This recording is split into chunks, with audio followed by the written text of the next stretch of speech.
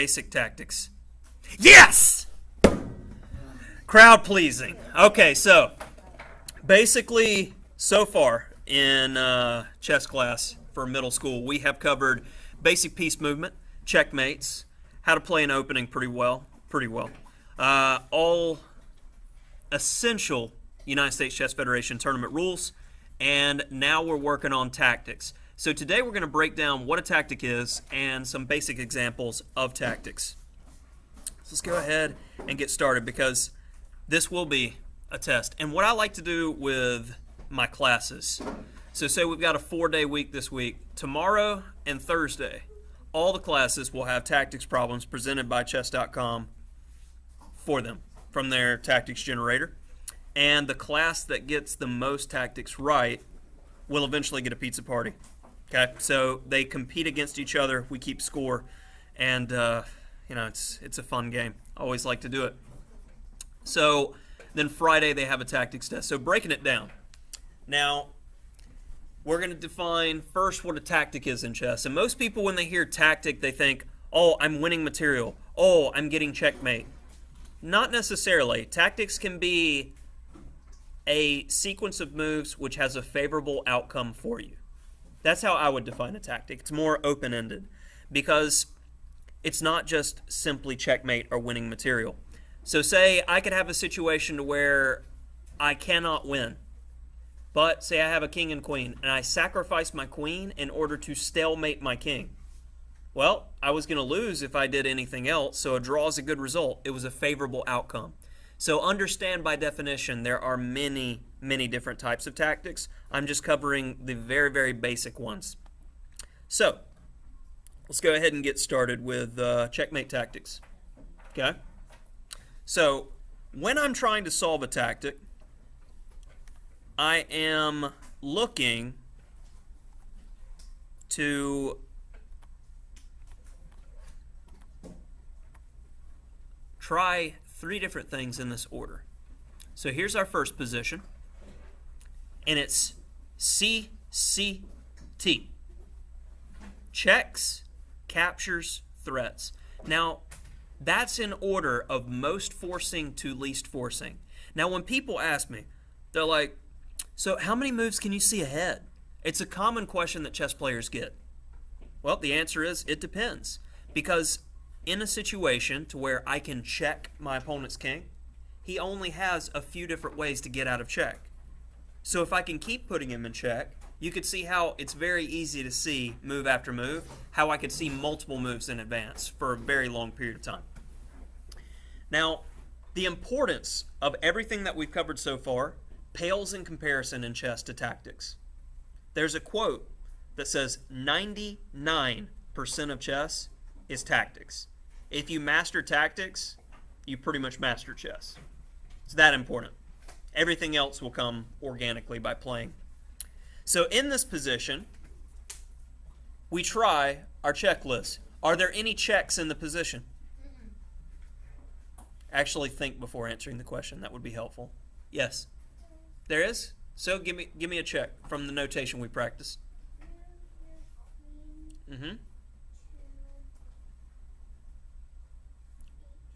Queen h5, absolutely. And by trying the check in the position, we see after queen h5, this is checkmate because the king can't get out.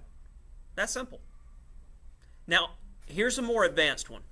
Let's go back to the beginning with e4, and we're going to see c6, d4, d5. And this opening is called the Caro-Kann. And after knight d7, white's going to play a bad move, but black didn't catch it. He plays knight g to f6. Now, this is going to show 2 things at the same time. What a pin is, an absolute pin, and a checkmate. So I'm going to tell you in this position, it is checkmate in 1 move. You can checkmate on the spot here. Can anybody find the move for white? And this will be a problem that'll be on your midterm and final. So make sure you understand this one. First hand that went up is definitely him. Yes. Yes. I'm not saying names because, video, yeah. Nope. It's not a check. It's not right. Yes. Knight d6. Knight d6. I'm going to go ahead and say that this is absolutely right.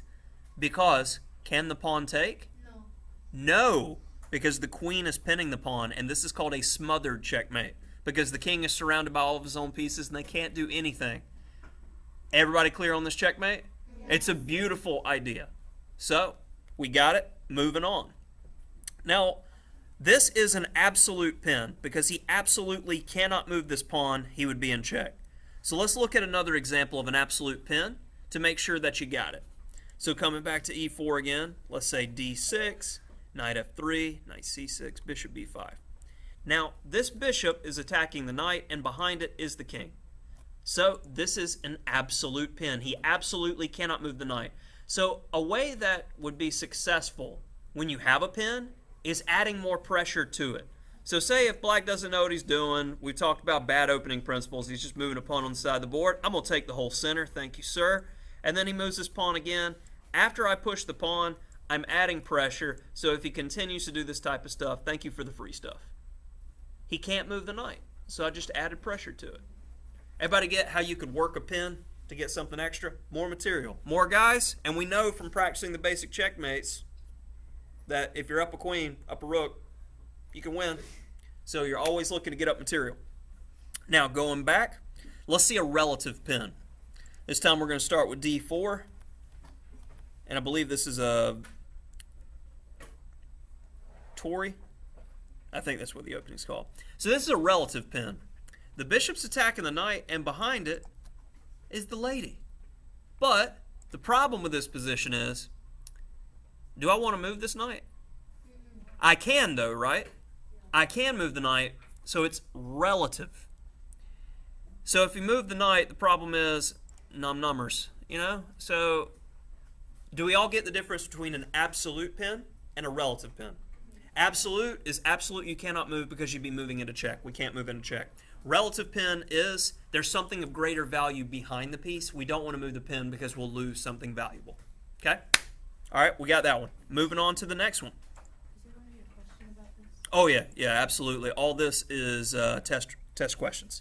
So here we have a position, and it's white to move. It looks like white is dead lost here because black has a queen. And we know that typically when it's queen versus bishop, that queen and king are going to stay on the opposite color of the bishop, and we're going to treat it just like a king and queen checkmate. We're going to win this game. But it's white's move. So doing our checklist, checks, captures, threats, do we have any checks that are good here? Okay, I'm going to go with somebody else. Those same hands keep going up. Back there. Ironically, bishop has a bishop move. Okay, well, move your bishop to c2. Excellent. Bishop c2, check. And look at that. When the king moves, we'll be able to take the queen. Now, this type of tactical theme is called a skewer. Think about it like this to remember it. Anybody had shish kebabs? Yeah. Everybody loves shish kebabs. I mean, you got the stick, which is a skewer or a pike, and we put the meat, put the vegetables, put the shrimp. Yeah, we'll put some shrimp on there. And you know, Put some salmon. it's going through skewer. So hopefully, you know, relating to what we already know helps with the vocabulary. So we got it, skewer. All right, next one. Now we've got two different themes that are very, very similar, are forks and double attacks. So we're going to define the difference between those two. So this one is a fork, and this is going to be my definition. It's not a definition that a lot of books use. So it is white to move. Let's see if you can find the fork, and then I'll define it for you. What is the best move for white? Yeah.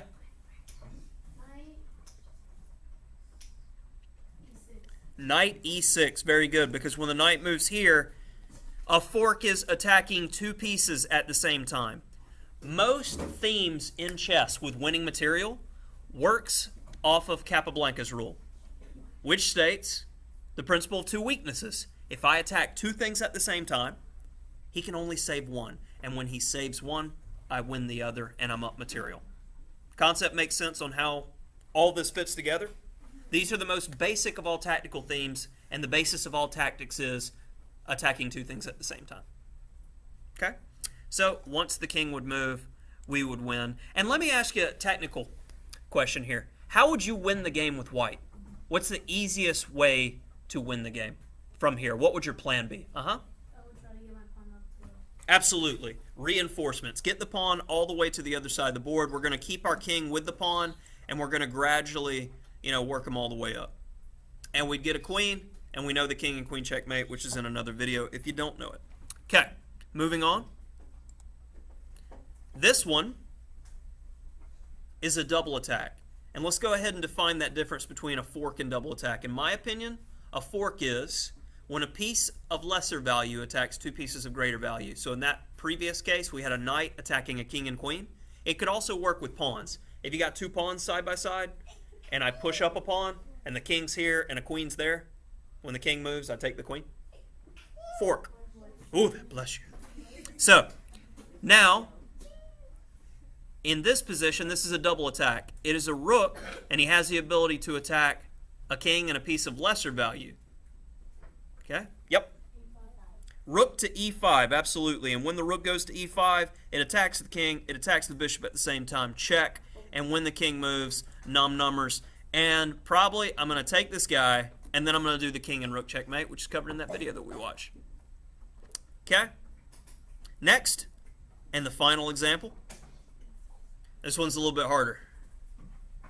Let's see if you guys can get it. It is white to move, and it is another double attack situation.